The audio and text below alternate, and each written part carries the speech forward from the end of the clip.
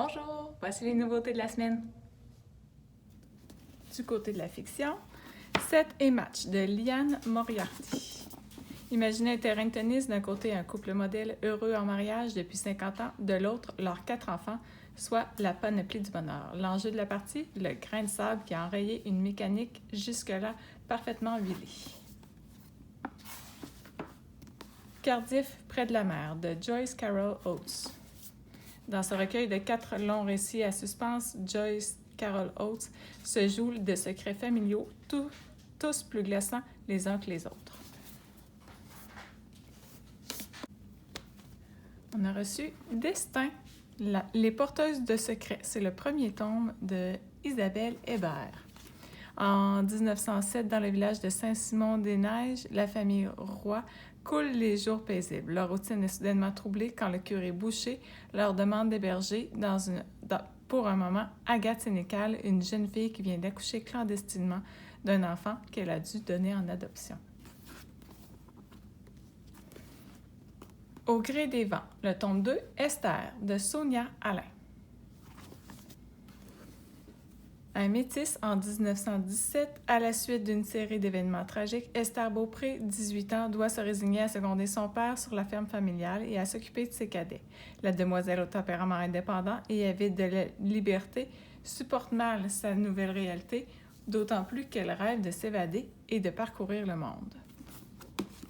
Donc, c'est le tome 2. On a reçu le tome 3 de Le mystère des Solines, Un chalet sous la neige de Marie-Bernadette Dupuis.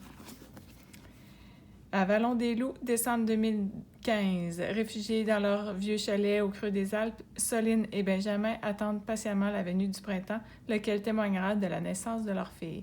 Mais l'ombre sinistre d'un tueur impitoyable les hante toujours, et la future mère craint que l'homme qui l'a déjà harcelée ne réapparaisse pour s'en prendre de nouveau à elle et à ses proches.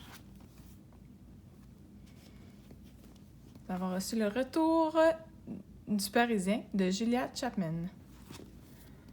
Depuis le départ de son mari Jacques, Josette s'occupe seule de l'épicerie de Phogas. Et si les habitants de cette petite communauté pyrénéenne ont des réclamations à faire sur la fraîcheur de ses baguettes, eh bien, qu'ils osent. Josette tient à son commerce comme à la prunelle de ses yeux. La flamme et le papillon de Aurélie Tramier. Alice, étudiante à Aix-en-Provence, arrondit ses fins de mois en travaillant dans un café. Elle y retrouve tous les jours Elvire, une charmante vieille dame un peu excentrique qui va bouleverser sa vie. Renversée par un scooter, Elvire meurt dans les bras de la jeune fille en lui léguant ses quelques biens. Dans la maison au cœur de la forêt profonde, de Laird Hunt. Il était une fois une femme qui alla et n'alla pas au bois. Dans ce conte envoûtant qui prend pour décor la Nouvelle-Angleterre coloniale, une puritaine disparaît, à moins qu'elle n'ait fui ou abandonné sa famille. Mistassini, de Marjorie Armstrong. Margot commence à redouter sérieusement de voir le train de la vie adulte accompli passer sans avoir sa carte d'embarquement. Pourtant, elle gagne sa vie avec le métier de ses rêves. Elle a un amoureux formidable et une belle bergère allemande très bien élevée. Tout ça, ou presque, c'est que cette comédienne qui manque de pain sur la planche est douée pour maquiller la réalité. Fille A, de Abigail Dean. Aux yeux du monde, l'ex-Gracie est la fille A, celle qui s'est échappée à 15 ans de la maison des horreurs où ses parents la séquestraient avec ses frères et ses sœurs. Elle n'a plus jamais cessé de fuir depuis, mettant un océan entre elle et ses souvenirs. Mais lorsque sa mère meurt et la nomme exécutrice testamentaire, elle ne peut plus esquiver. Il lui faut décider du sort de la maison des horreurs et obtenir l'accord des siens.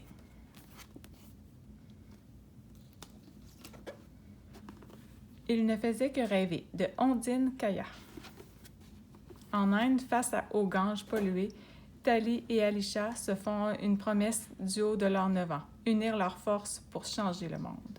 20 ans plus tard, à Paris, devenue de ferventes militantes écologistes, elle organise une grande marche pour le climat. Pour la première fois, la jeunesse défile en même temps dans toutes les capitales du monde, mais de violentes explosions anéantissent brusquement leur espoir d'un avenir meilleur. Du côté des documentaires, nous avons reçu Les secrets de la photo lifestyle, portrait spontané, lumière, composition de Baptiste Dulac. Donc, si vous voulez en apprendre plus à ce sujet-là. Méditerranéenne, recettes et inspirations ensoleillées de Vanessa Perronne, nutritionniste.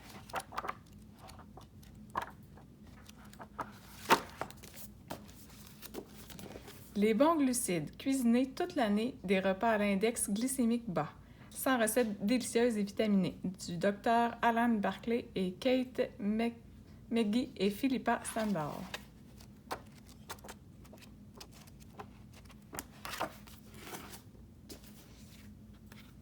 Cueillir la forêt, guide d'identification des plantes sauvages de Gérald Legal et Ariane Paré-Legal. Aimer les gens, utiliser les choses, parce que l'inverse ne fonctionne jamais. C'est de Joshua Fields, Milburn et Ryan Nicodemus, les minimalistes. Ce que cachent les noms de lieux, de Henri Dorion. Cantine sauvage, s'approvisionner en pleine nature et en toute liberté, de Nathalie Lecoz et Martin Perrault. C'est pas mon genre. Les clés pour répondre aux questions de votre enfant sur le genre. Sexe biologique, binarité, transidentité, cisgenrisme, orientation sexuelle. Du Dr Anne Bargiaki. Immunité. Voyage au cœur du système immunitaire. Notre allié santé. De Philippe Detmer. Paranormal. Une enquête unique sur les phénomènes inexpliqués. De David Gallet. Un goût de forêt. Identifier, récolter et régénérer les plantes comestibles du Québec. De Laurence Burton. Vivre sans argent. Les premiers pas vers l'autosuffisance. De Bjorn Duval. Merci d'avoir visionné. Si vous avez aimé nos nouveautés et que vous voulez les avoir en priorité, n'hésitez pas à faire des suggestions d'achat ou bien nous aviser au comptoir du prêt là, pour qu'on vous les prépare le plus rapidement possible. Passez une belle semaine. Bonne lecture!